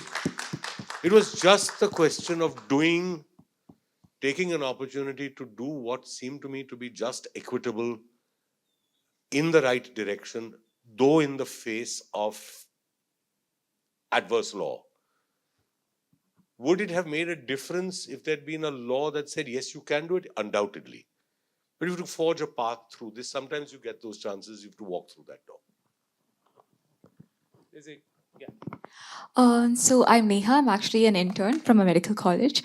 This question relates to things that happen on campuses, because I remember coming across a news article which said that the number of the words are not exactly as you said, it's not appropriate, but the number of ST or OBC candidates who have committed suicides, the highest the percentages are across the IITs, and I remember reading this I think 7 years. It's one of the highest, and I just wanted to understand see, the IITs are one of the top institutions. You have highly educated people there. Like if the professors itself, like people who are highly educated, still ostracize people based on their color, race, or religion, what is it? How can we move forward as a society? Because we have the law in place, we have people who are educated. So what can we do to make this not happen again? Like tomorrow, this should not happen. And I just wanted to know, maybe based on experience, do you have any suggestions on how can we ensure that equality actually reaches the people, like people get the justice they deserve, or their basic rights are actually given to them? I think so. There are two, if I can break it up into 2 points. Does education mean that people who are educated treat others with the eyes of equality and fraternity? Or if the counterpoint to that is, even if people who are educated are not sensitive to issues of equality and fraternity, then how can we move forward? Rahmat? I would like to quote to two examples, one from Manipal University, and sorry, I couldn't catch your question actually. And Rohit Vemula case. Rohit Vemula ಕೇಸಲ್ಲಿ ಅದು ಒಂದು public university, public funded ಯೂನಿವರ್ಸಿಟಿಲಿ discrimination ಆಯಿತು and he committed suicide. Whereas in Manipal the teacher ಆ Muslim ಹುಡುಗನಿಗೆ terrorist ಅಂತ ಕರೆದಿದ್ದಕ್ಕೆ ಅವನು ಪ್ರೊಟೆಸ್ಟ್ ಮಾಡ್ತಾನೆ. ಇನ್ಸ್ಟಿಟ್ಯೂಷನ್ ಅವನನ್ನು ಡಿಬಾರ್ ಮಾಡ್ತು, ಆ ಪ್ರೊಫೆಸರನ್ನು. ಇದೊಂದು ಭಾಳ ಪ್ಯಾರಡಾಕ್ಸ್ ಅಥವಾ ಇದೊಂದು ಭಾಳ ಕಾಂಟ್ರಡಿಕ್ಟರಿ ಸಿಚುವೇಶನ್. ಪಬ್ಲಿಕ್ ಫಂಡೆಡ್ ಯೂನಿವರ್ಸಿಟಿಲಿ ರೂಲ್ ಆಫ್ ಲಾ, ಕಾನ್ಸ್ಟಿಟ್ಯೂಷನ್ ಹೆಚ್ಚು ಅಪ್ಲಿಕೇಬಲ್ ಆಗಬೇಕು, ಆದರೆ ಅಲ್ಲಿ ರೋಹಿತ್ ವೇಮುಲ ಸಾಯ್ತಾ ಇದ್ದಾನೆ. ಪ್ರೈವೇಟ್ನಲ್ಲಿ ಎಲ್ಲಿ ಫಾಯ್ದೆ ನಫೆ ಭಾಳ ಇಂಪಾರ್ಟೆಂಟು, ಅಲ್ಲಿ ಸೆಕ್ಯುಲರಿಸಮ್ ಒಂದು ಥರದಲ್ಲಿದೆ. ಮಣಿಪಾಲ್ನವ್ರು ಮಾಡಿದ್ದು ಕನ್ವಿಕ್ಷನಿಂದ ಅಲ್ಲ, ಅವ್ರಿಗೆ ಬರ್ತಾ ಇದ್ದ ಆ ಸೆಕ್ಯುಲರ್ ಸ್ಟೂಡೆಂಟ್ಸು ಹಣ ಕೊಟ್ಟು ಬರ್ತಾಯಿದ್ರು. ಒಂದು ವೇಳೆ ಅವ್ರ ಪ್ರೊಫೆಸರನ್ನು ಸಸ್ಪೆಂಡ್ ಮಾಡದೆ ಹೋಗಿದ್ರೆ ಹಣ ಇರೋರು ಬರ್ತಾನೆ ಇರಲಿಲ್ಲ. ಅಂದರೆ ಪ್ರೈವೇಟ್ನಲ್ಲಿ ಏನಾದರೂ ಸೆಕ್ಯುಲರ್ ಅಥವಾ ಈಕ್ವಾಲಿಟಿ ಅನ್ನೋ ಥರ ಇದ್ದರೆ ಅದು ಅದು ಅದು ಅದು ಕನ್ವಿಕ್ಷನಿಂದ ಬಂದಿದ್ದಲ್ಲ, ಕನ್ಸಿಡರೇಷನಿಂದ ಬಂದಿರೋದು. ಆದರೆ ಭಾಳ ಟ್ರಾಜಿಡಿ ಅಂದರೆ IITಗಳಲ್ಲಿ ಮತ್ತು ಗೌರ್ಮೆಂಟ್ ಫಂಡೆಡ್ ಇನ್ಸ್ಟಿಟ್ಯೂಷನ್ಗಳಲ್ಲಿ ಡಿಸ್ಕ್ರಿಮಿನೇಷನ್. ಅಂದರೆ ನಾವು ಬ್ಲೇಮ್ ಯಾರನ್ನು ಮಾಡ್ತಿದ್ದೀವಿ, ಈಕ್ವಾಲಿಟಿಯನ್ನು ಸರಿಯಾಗಿ ಇಂಪ್ಲಿಮೆಂಟ್ ಮಾಡ್ತಿಲ್ಲ ಅಂತೇಳಿ ಪೊಲಿಟಿಷಿಯನ್ಸ್ ಮಾಡ್ತಿದ್ದೀವಿ. ಟೀಚಿಂಗ್ ಕಮ್ಯುನಿಟಿ ನಾವು ನಮ್ಮಲ್ಲಿ ಇದೆಯಲ್ಲ ಕಾಯಿಲೆ. ಭಾಳ ಮುಖ್ಯವಾಗಿ ಇಬ್ಬರು, ಒಬ್ಬ ದೊಡ್ಡ ನ್ಯಾಯಾಧೀಶ ಮತ್ತು ಇನ್ನೊಬ್ಬ ಜಡ್ಜ್, ನನಗೆ ಬೇಕಾದ ಸ್ನೇಹಿತರು, ಅವ್ರು ಹೇಳ್ತಾ ಇದ್ರು, ಗೊತ್ತಿಲ್ಲ ಇದು ನಿಮಗೆ ಇದು ಪೂರಕ ಆಗ್ತದೋ ಇಲ್ಲೋ ಅಂತ. ಆ ಜಡ್ಜ್ ಆಗಿರೋ ಹುಡುಗಿ ಎಕ್ಸಾಮ್ ಪಾಸ್ ಮಾಡಿ ಚಿಕ್ಕವರೆಲ್ಲ ಜಡ್ಜ್ ಆಗಿದಾರಲ್ಲ, ತುಂಬ harassment, of course she belongs to upper caste, ತುಂಬ ಹರಾಸ್ಮೆಂಟ್ ಬೀಯಿಂಗ್ ಎ ವಿಮನ್ ನಾನು ಜಡ್ಜ್ ಆಗಿ ಅನುಭವಿಸ್ತಾ ಇದ್ದೀನಿ ಅಂತ ಆ ಚೇಂಬರ್ಗಳಲ್ಲಿ ಅಲ್ಲಿ ಟ್ರೀಟ್ ಮಾಡುವಾಗ. ಮತ್ತು ಒಬ್ಬ ಪ್ರಸಿದ್ಧ ಲಾಯರ್ ಬೆಂಗಳೂರಿನಲ್ಲಿ ನನ್ನ ಹತ್ರ ಹೇಳಿದ್ದು, ಚೇಂಬರ್ಗೆ ಜಡ್ಜ್ ಕರೆಸ್ಕೊಂಡು ಇಂಟರ್ ಕಾಸ್ಟ್ ಮತ್ತು ಇಂಟರ್ ರಿಲಿಜಿಯಸ್ ಮ್ಯಾರೇಜಲ್ಲಿ ಅವ್ರಿಗೆ ಬುದ್ಧಿ ಹೇಳೋದು, ನಿನಗೆ ಜಾತಿ ಇಲ್ವಾ, ನಿನಗೆ ಧರ್ಮ ಇಲ್ವಾ ಅಂತ. ರೂಲ್ ಆಫ್ ಲಾ ಅಲ್ಲ, ಆ ತಂದೆ ತಾಯಿಗಳ ಜೊತೆ ಕೂರಿಸ್ಕೊಂಡು ಆ ಹುಡುಗಿಗೆ ಬೈಯೋದು. ಅಂದರೆ ಮುಖ್ಯ ಪ್ರಶ್ನೆ ಹರೀಶ್, 47ನೇ ಸ್ವಾತಂತ್ರ್ಯ ಬಂದಮೇಲೆ, ಪೊಲಿಟಿಕಲ್ ಫ್ರೀಡಮ್ ಬಂದಮೇಲೆ, ನಮ್ಮ ಆರ್ಮಿನ, ನಮ್ಮ ಪೊಲೀಸ್ನ, ನಮ್ಮ ಬ್ಯೂರೋಕ್ರಸಿನ, ನಮ್ಮ ಜುಡಿಷಿಯರಿನ ನಾವು ಈಕ್ವಾಲಿಟಿ, ಫ್ರೆಟರ್ನಿಟಿ ಮತ್ತು ಸ್ವಾತಂತ್ರ್ಯದ ಬೇಸ್ ಮೇಲೆ ಸೆನ್ಸಿಟೈಸ್ ಮಾಡೋ ಪ್ರಾಜೆಕ್ಟನ್ನೇ ನಾವು ತಗೊಳ್ಳಿಲ್ವಾ ಅಂತ ನನಗೊಂದು ಡೌಟ್ ಇದೆ. ಸೆಲೆಬ್ರೇಟ್ ಮಾಡಿದ್ವಿ ಪೊಲಿಟಿಕಲ್ ಫ್ರೀಡಮನ್ನು, ಆದರೆ ಈ ಸೆನ್ಸಿಟೈಸೇಷನ್ ಇದೆಯಲ್ಲ. ಯಾಕಂದರೆ ಪೊಲೀಸ್ನವ್ರು ಹೊಡಿಯುವಾಗ ರೈತರಿಗೆ, ಅವರೆಲ್ಲ ಯಾರ ಮಕ್ಕಳು ಅಂದರೆ ರೈತರ ಮಕ್ಕಳೇ, OBC, ದಲಿತ್ ಮತ್ತು ರೂರಲ್ ಬ್ಯಾಕ್ಗ್ರೌಂಡ್ ಅವರು ಹೊಡಿತಿದ್ದಾರಲ್ಲ. ಈ ಕ್ರುಯಲ್ಟಿ ಎಲ್ಲಿಂದ ಬಂತವ್ರಿಗೆ? ಸಿಸ್ಟಮ್ ತುಂಬಿದೆ. ಆರ್ಮಿ ತಂದೆ ದೇಶದ ಜನರಿಗೆ ಶತ್ರು ದೇಶದ ಜನರ ಹತ್ರ ಬಡಿತಾ ಇದೆಯಲ್ಲ ನಾರ್ತ್ ಈಸ್ಟಲ್ಲಿ. ಸೊ ನಮಗೆ ನಮ್ಮ ಸಿಸ್ಟಮನ್ನು ಹೆಚ್ಚು ನಾವು ಜೆಂಡರ್, ಕ್ಲಾಸ್, ಕಾಸ್ಟ್ ಮತ್ತು ರಿಲಿಜನ್ ವಿಷಯದಲ್ಲಿ ಸೆನ್ಸಿಟೈಸ್ ಮಾಡದಿರೋದು ನಮ್ಮ ದೊಡ್ಡ ದೋಷವ. ಭಾಳ ದೊಡ್ಡ ಸಂವಿಧಾನ ಇಟ್ಕೊಂಡು, ಜಗತ್ತಿನ ಶ್ರೇಷ್ಠ ಸಂವಿಧಾನ ಇಟ್ಕೊಂಡು ನಾವು ಏನು ಮಾಡೋದು? So, Gautam, this one of the examples that Rahmat gave, Rohit Vemula is one thing, but said a district judge, a lady who became a district judge, complained about the harassments that she faces in her chambers, is one example he gave.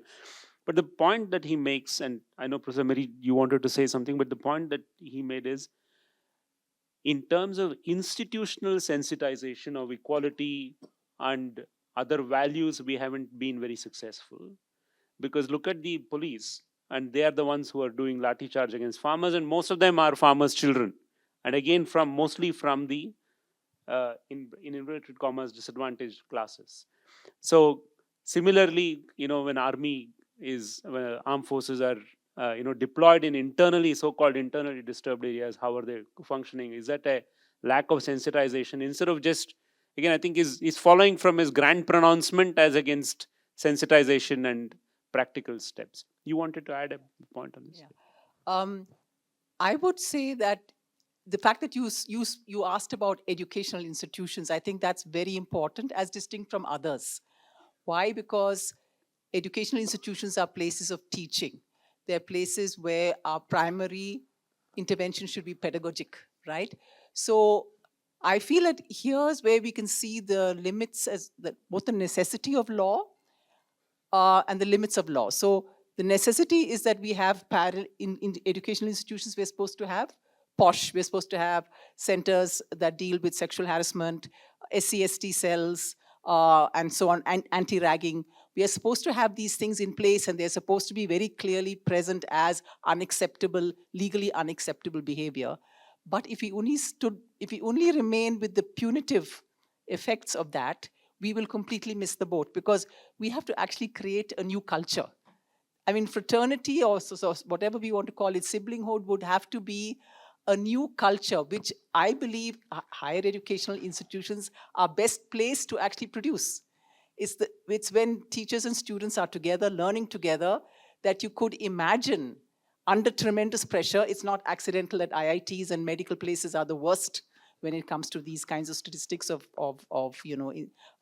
suicides, because they have the least of that kind of alternative, you might say, culture of belonging. Because you have a reservation policy, what happens after that? When you're so-called included, like Rohit Vemula was. He was included, he was a PhD student, but he nonetheless was excluded within the inclusion. Yeah. So for that, we need sensitization. We need things that are not simply legal, but require, that kind of, and my worry is that our higher educational institutions are failing us here. And just one small additional point, the worst suicide statistics are not either in our universities nor amongst the farmers, but in families. Young housewives are committing suicide at rates that are higher than any of these groups. But because there's no recourse, because it's invisible, you don't hear about it, let alone ask ourselves what we can do about it. Yeah, universities are actually perfect examples of what should be great levelers between faculty and students, and what is actually happening in Rohit's case and so on is a combination of two factors. One is pressure, but there's also a process of othering that is happening, which it is on the faculty and fellow students not to allow. You have to look at everyone around you, especially somebody who needs help. I'm not saying backward, disadvantaged, I'm saying needs help. And then say to yourself, there, but for the grace of God go I would need help. Where would I find help? That person needs help. I'm here to help. If you do this, I think it's a great step towards equality. Okay. Okay. One last question here. Okay, I'll take two questions, but that's the was first there, and then Sanjana. ನನ್ನ ಪ್ರಶ್ನೆ Tarikere sir ಅವ್ರಿಗೆ. Sir, ನನ್ನ ವೈಯಕ್ತಿಕ ಅನುಭವದ ಮೇಲೆ ಒಂದು ಪ್ರಶ್ನೆಯನ್ನು ಕೇಳ್ತೀನಿ. ನನ್ನ ಅಜ್ಜಿ ಅವ್ರು ಇವಾಗಿಲ್ಲ, ಅವ್ರು ಯಾವುದೇ ಒಂದು ಫಾರ್ಮಲ್ ಎಜುಕೇಷನ್ಗೆ ಹೋಗಿಲ್ಲ, ಕಾನ್ಸ್ಟಿಟ್ಯೂಷನ್ನು, ಕಾನೂನು ಇದ್ರ ಬಗ್ಗೆ ಯಾವುದೂ ಕೂಡ ಅರಿವಿರಲಿಲ್ಲ. ಆದರೆ ನಾವು ಚಿಕ್ಕವರಿದ್ದಾಗ ಈ ಮೊಹರಮ್ ಆದರೆ ಮುಸ್ಲಿಂ ಹಬ್ಬ ಆಗುತ್ತೆ, ಅಲ್ಲಿ ಹೋಗಿ ಸಕ್ಕರೆ ಓದಿಸ್ಕೊಂಬರೋದಕ್ಕೆ ಹೋಗೋರು. ಈ ಕ್ರಿಶ್ಚಿಯನ್ ಧರ್ಮದವರು ಬೀದಿಗಳಲ್ಲಿ ಕ್ರಿಸ್ತ ಧರ್ಮವನ್ನು ಪ್ರಚಾರ ಮಾಡೋದಕ್ಕೆ ಬಂದಾಗ ಅವ್ರ ಪುಸ್ತಕಗಳನ್ನ ಕೊಟ್ಟರೆ, ಇದು ಯಾವುದೋ ಒಂದು ಪುಸ್ತಕ ಕೊಟ್ಟಿದ್ದಾರೆ ಓದೋ ಅಂತ ನಮಗೆ ಕೊಡೋರು. ಇವತ್ತಿಗೂ ಕೂಡ 35 ವರ್ಷದಿಂದ ನಮ್ಮ ಒಂದು ಊರಲ್ಲಿರ್ತಕ್ಕಂಥ ಅಂಗಡಿನಲ್ಲಿ ಒಬ್ಬ ಮುಸ್ಲಿಂ ದೀಪವನ್ನು ಹಚ್ತಾನೆ. ಇವತ್ತಿಗೂ ನಮ್ಮ ಊರಿನಲ್ಲಿ ಮುಸ್ಲಿಮ್ಸು ದೀಪಾವಳಿಯನ್ನು ಆಚರಿಸ್ತಾರೆ, ಹಿಂದೂಗಳು ಮೊಹರಂ ಸಂದರ್ಭದಲ್ಲಿ ಸ್ವೀಟ್ಗಳನ್ನು ಕೊಡ್ತಾರೆ. ಈ ರೀತಿಯಾದಂಥ ತುಂಬ ಕಡಿಮೆ ಇರ್ಬೋದು, ಬಟ್ ಆದರೆ ನಮ್ಮ ಸಮಾಜದಲ್ಲಿ ಈ ರೀತಿಯಾದಂಥ ಜನರು ಇವತ್ತಿಗೂ ಕೂಡ ಪ್ರಸ್ತುತ ಇದ್ದಾರೆ. ಆದರೆ ಇವತ್ತಿಗೂ ನಾವು ಕೆಲವೊಂದು ಕಡೆ ನೋಡ್ತೀವಿ, ಮನೆಗಳಿಗೆ ಹೋದರೆ ಬೇರೆ ಕಾಸ್ಟ್ ಅವರು, ಧರ್ಮದವರು ಬಂದರೆ ಪೇಪರ್ ಕಪ್ಪಲ್ಲಿ ಚಹಾವನ್ನು ಕೊಡೋದು. ಇವತ್ತು ಇದು ಎರಡೂ ಕೂಡ ನಮ್ಮ ಸಮಾಜದಲ್ಲಿ ಪ್ರಸ್ತುತ ಇದೆ. ಸೊ ಒಬ್ಬ ಮುದುಕಿ, ಕಾನೂನು ಸಂವಿಧಾನದ ಅರಿವಿಲ್ಲದ ಮುದುಕಿ ಇದ್ದದಷ್ಟು ಜ್ಞಾನ ಇವತ್ತು ವೈಚಾರಿಕವಾಗಿ ಕಾನೂನಿನ ಅರಿವಿದ್ದಂತಹ ಈ ಸಮಾಜದಲ್ಲಿ ಇಲ್ಲವಾಗಿರೋದ್ರಿಂದ ತಮ್ಮ ಅನುಭವದಲ್ಲಿ ಈ ಕೊರತೆ ಯಾಕೆ ಕಾಣ್ತಾ ಇದೆ, ಆ ಸಮಾಜದಲ್ಲಿರ್ತಕ್ಕಂಥ ಕೆಲವು ವ್ಯಕ್ತಿಗಳನ್ನ ದೊಡ್ಡ ಮಟ್ಟದಲ್ಲಿ ನಾವು ಯಾವ ರೀತಿ ತರ್ಬೋದು ಅಂತ ತಮ್ಮ ನಾನು ನಂದೊಂದು ಎಕ್ಸ್ಪೀರಿಯನ್ಸ್ ಹೇಳ್ಬಿಡ್ತೇನೆ ಆನ್ಸರ್. ನಾನು ಹೇರ್ ಕಟ್ ಮಾಡಿಸ್ಕೊಳಕ್ಕೆ ಹೋಗುವ ಹುಡುಗ BA ಫೇಲ್ ಆಗಿ ಇದ್ದಾನೆ. Is from Anantapur. ಅವನ ತಾಯಿ ಅಲ್ಲಿ ಕಟ್ಟೆ ಮೇಲೆ ಕೂತಿರ್ತಾರೆ. ಕ್ಯೂ ಇದ್ದಾಗ ಅವಳ ಹತ್ರ ನಾನು ಮಾತಾಡ್ತೀನಿ. ಅನಂತಪುರಲ್ಲಿ ಗುಗೋಳ್ ಅಂತ ಒಂದು ಊರಿದೆ, ಕುಲಾಯಿ ಸ್ವಾಮಿ ಅಂತ. ಮೊಹರಮ್ಮನಲ್ಲಿ ಎಲ್ಲ ಧರ್ಮದವರು ಆಚರಿಸ್ತಾರೆ. ಅವಳು ಶಿ ವಾಸ್ ಎಕ್ಸ್ಪ್ಲೈನಿಂಗ್ ಕುಲಾಯಿ ಸ್ವಾಮಿ ಹಿಂಗೆ ಮಾಡ್ತೀವಿ ನಾವು ಅಂತ. ಇವನ್ ಕಟಿಂಗ್ ಮಾಡೋ ಹುಡುಗ, ನಾನು ಯೂನಿವರ್ಸಿಟಿ ಪ್ರೊಫೆಸರ್ ಆಗಿರೋದ್ರಿಂದ ಏನು ಕೇಳ್ತಿದ್ದಾನಂದರೆ, ಒಂದ್ಸಲ ಸರ್ ಯಾಕೆ ಸರ್ ವಿಜಯನಗರ ಹಾಳು ಮಾಡಿದ್ರಿ ನೀವೆಲ್ಲ ಅಂತ ಕೇಳ್ದ. ನಾನು ಏನು ಉತ್ತರ ಕೊಡೋದು? ಅವನು ಇಲ್ಲಿ ಇದು ಕತ್ತಿ ಎಲ್ಲ ಹಿಡ್ಕೊಂಡಿದ್ದಾನೆ. ಇವಾಗ ಪ್ರಶ್ನೆ ಏನಂದ್ರೆ, BA ಓದಿದವನು ಈ ಕ್ವಶನ್ ಕೇಳ್ತಿದ್ದಾನೆ, ತಾಯಿ ಗೋಗೋಳ್ ಮೊಹರಮ್ಮನ ನಾವು ಹೆಂಗೆ ಸೆಲೆಬ್ರೇಟ್ ಮಾಡ್ತೀವಿ ಅಂತ ಹೇಳ್ತಿದ್ದಾಳೆ. ಪ್ರಾಬ್ಲಮ್ ಹುಡುಗನಲ್ಲಿದೆಯೋ ತಾಯಿಯಲ್ಲಿದೆಯೋ ಅಂದರೆ, ಆ ಹುಡುಗ ಎಕ್ಸ್ಪೋಜರ್ ಆಗಿರೋ ಮಾಡರ್ನಿಟಿ ಮತ್ತು ಮಾಡರ್ನ್ ಎಜುಕೇಷನಲ್ಲಿದೆ. ಈವನ್ ರೈಟಿಸ್ಟ್ ಪಾರ್ಟಿಗಳು ಈ ದೇಶಕ್ಕೆ, ಇಂಡಿಯಾದ ರಾಜಕೀಯ ಎರೆನಾದಲ್ಲಿ ಬರೋಕ್ಕೆ ಮುಂಚೆನೇ ನಮ್ಮ ಟೆಕ್ಸ್ಟ್ ಬುಕ್ಗಳಲ್ಲಿ ಯಾವ ಮಟ್ಟದ ಕಮ್ಯುನಲೈಸೇಷನ್ ಆಗಿದೆ ಅಂದರೆ, ಹಿಸ್ಟ್ರಿ ಇಟ್ಕೊಂಡು. History is a very big weapon to rightist. So ಚರಿತ್ರೆಯಲ್ಲಿ ನಡೆದಿರೋ ಘಟನೆಗಳಿಗೆ ಉತ್ತರದಾಯಿ ಯಾರು? Who is answerable? Present community. So ಒಬ್ಬ ವ್ಯಕ್ತಿ ಮಾಡೋದು ತಪ್ಪು, ಅದು ಸಮುದಾಯ ತಪ್ಪಾಗ್ತಾ ಇದೆ. ಮುಸ್ಲಿಮ್ರ ಕಮ್ಯುನಲೈಸೇಷನ್ ಪ್ರಾಬ್ಲಮ್ ಇದು. ಬೇರೆ ಕಡೆ ಒಬ್ಬ ವ್ಯಕ್ತಿ ಮಾಡಿದ ತಪ್ಪು ವ್ಯಕ್ತಿದಷ್ಟೇ. ಸೊ ಹೀಗಾಗಿ ನಮ್ಮ ಮಾಡರ್ನ್ ಎಜುಕೇಷನಲ್ಲೇ ದೊಡ್ಡ ಸಮಸ್ಯೆ ಇದೆ. ನಮ್ಮ ಮಾಡರ್ನಿಟಿನಲ್ಲಿ ಬಹಳ ಪ್ರಾಬ್ಲಮ್ಯಾಟಿಕ್ ಮಾಡರ್ನಿಟಿ ಇದು. ಮಾಡರ್ನಿಟಿ ಬಂದಮೇಲೆ ಅದೊಂದು ಎಮ್ಯಾನ್ಸಿಪೇಟ್ ಮಾಡ್ತದೆ ಅಂತ ಕುವೆಂಪು, ನಮ್ಮ ದೊಡ್ಡ ರೈಟರ್ಸ್ ಎಲ್ಲ ಸೆಲೆಬ್ರೇಟ್ ಮಾಡಿದರು. ಈ ಎಲ್ಲ ವ್ಯಾಟ್ಸಪ್ಪಲ್ಲಿರೋರೆಲ್ಲ ಮಾಡರ್ನಿಟಿಗೆ ಎಕ್ಸ್ಪೋಸ್ ಆಗೋದು ತಾನೆ. ಅವ್ರಿಗಿರೋ ಇಂಗ್ಲೀಷ್ ನೋಡಿ, ಹೇಟ್ ಸ್ಪ್ರೆಡ್ ಮಾಡ್ತಿರೋರು ಇಂಗ್ಲೀಷ್ ನೋಡಿ. ಅವ್ರಿಗೆಲ್ಲರೂ ಹೈಲಿ ಎಜುಕೇಟೆಡ್, ಇಂಗ್ಲೀಷ್ ಗೊತ್ತಿದೆ, ಆದರೆ ಅಂತಃಕರಣ ಮತ್ತು ಮೈತ್ರಿಯೇ ಇಲ್ಲ.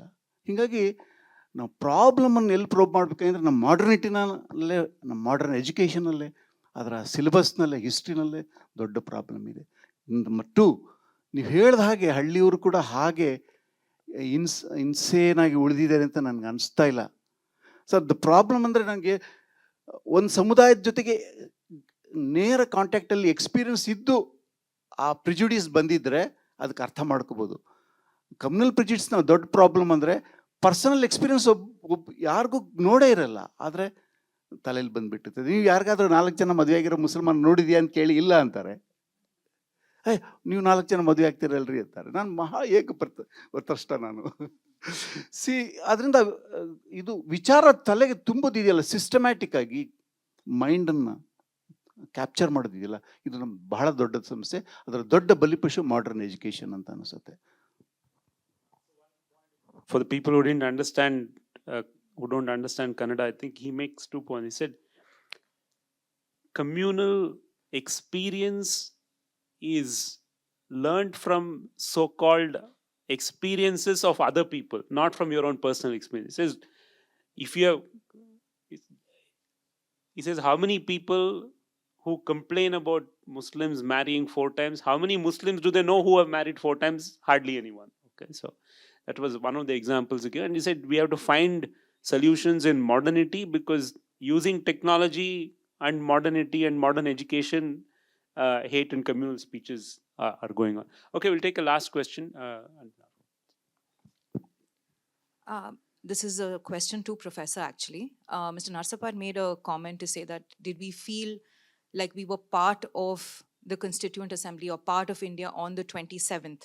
And Justice Patel had also made a very interesting comment to say that we achieve equality the moment we feel safe in public spaces. And we just had a discussion to say there are days, even in a courtroom, where we're not feeling too safe as women when we're in certain rooms. It does happen, because it may not be the judges, it may be the people around us that don't necessarily make us feel safe. But Professor, do you think we're on the path to achieving this equality, this safety that they have spoken about? Because I don't know if we're still on that path, because as days go by, I don't know if I'm feeling more safe. I don't know if there is that kind of progress. So are we on that path, in your opinion? If you look at the data, we're not on. We're going away from the path. Everything is worse. And crimes are increasing. So you have life imprisonment now for rape, and so on. Does that mean fewer rapes? No. So there is a crisis. I think we need to recognize there's a crisis then. We are getting better informed, okay? Slowly and slowly, very slowly. I grew up thinking that there was no real, gender wasn't a problem. I thought I knew what the problems were. They weren't gender, and I couldn't have been more wrong. So we learn, we make mistakes, we get things absolutely wrong, and then we think we got them better. But in the meantime, it's like there's a runaway train that's going somewhere that we don't quite know where, right? And that runaway train has many, many bogies and many things happening within it that we don't fully understand. We will need to, therefore, do more to understand what's gone wrong. I think we should name the fact that it's gone wrong. We always want to be, the UN Year of Women report was called Towards Equality, in, very optimistically, even though all their data was saying away from equality, right? But they said towards it. We should think like that. We should hope like that. We should have that optimism of the will, or whatever it's called. But we must come around to understanding. When I give talks in many colleges and places, some of the basic facts I'm sharing are completely unknown to people. So unless, or the fact that you say you feel unsafe in a courtroom of all places, and I think the judge here was shocked when he heard that. So this needs to be publicly known. This has to be made more available. This has to be newsworthy in ways that are not just the worst of the gang rapes that have happened in recent times, or the worst of the politicians, abusing women, which become front page news. We must make these everyday facts more newsworthy, more available, something worth sharing, so that we get a sense of what's gone wrong. I don't think we quite sense what has gone wrong. Sorry, it's not a good answer. No, but I think, Professor John, I was going to ask you to make one final comment, but I think you have ended on a note that gives all of us, thought, which is food for thought, that we don't know what's gone wrong, both in terms of equality and fraternity. Because, when we were law students, we said, okay, we have solved the problem. We passed a great constitution. The problems are all gone. Now we just have to, live according to it. We went to different colleges.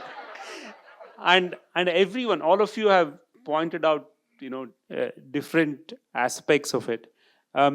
Unfortunately, I think we have already 7 minutes past time, but does anyone of you want to say one final comment? One second, sir. Does anyone have any final, Ramat sir, do you want to say any final comments? ನನಗೆ desperately ಅನಿಸ್ತಿರೋದು, ಒಂದು 200 ವರ್ಷದ colonial ರೂಲ್ನ ಕಿತ್ತಾಕೋಕ್ಕೆ ನಾವು ಒಂದು ದೊಡ್ಡ freedom struggle ಮಾಡಿದ್ರು ನಮ್ಮ ಹಿರಿಕರು. ನನಗನ್ಸುತ್ತೆ ಎರಡನೇ ಈಕ್ವಾಲಿಟಿ, ಫ್ರೀಡಮ್ ಮತ್ತು ಫ್ರಟರ್ನಿಟಿಯ ಎರಡನೇ ಒಂದು ಫ್ರೀಡಮ್ ಮೂಮೆಂಟ್, ಎರಡನೇ ಈಕ್ವಾಲಿಟಿಯ ಮೂಮೆಂಟು ಇನ್ನೊಂದು ಸಲ ಈ ದೇಶದಲ್ಲಿ ಬರಬೇಕು. ಯಾಕಂದರೆ ಕಾನೂನು, ಸಂವಿಧಾನ, ರೂಲ್ ಆಫ್ ಲಾ ಎಲ್ಲ ಸೋತಿರುವಾಗ ಏನು ಅನಿಸ್ತಿದೆ, ಚಳುವಳಿಗಳು ಇಲ್ಲದೇ ಇರುವುದೇ. ಸೆನ್ಸಿಟೈಸೇಷನ್ನಲ್ಲಿ ಬಹಳ ದೊಡ್ಡ ರೋಲ್ ಮಾಡ್ತಾ ಇದ್ದದ್ದು ಚಳುವಳಿಗಳು, ರ್ಯಾಷನಲ್ ಮೂಮೆಂಟ್ಸು. ಇವಾಗ ರ್ಯಾಷನಾಲಿಟಿ ಅಂದರೆ ಕೊಲ್ಲು ಅಂತ. ಸತ್ತಿರೋ 4 ಜನ ಯಾರು ಶೂಟೌಟ್ ಆಗಿರೋದು? ಪನ್ಸಾರೆ, ಗೌರಿ ಪನ್ಸಾರೆ, ದಾಬೋಲ್ಕರ್. ಏನು ಹೇಳ್ತಾ ಇದೆ ಇನ್ಸಿಡೆಂಟು? ನಾವು ಟಾಲರೇಟ್ ಮಾಡಲ್ಲ ಯಾವುದೇ ರ್ಯಾಷನಲ್ ಥಿಂಕಿಂಗ್ನ. ಕಾನ್ಸ್ಟಿಟ್ಯೂಷನಲ್ ವ್ಯಾಲ್ಯೂ ಅದು ರ್ಯಾಷನಲಿಸಮ್ ಅನ್ನೋದು.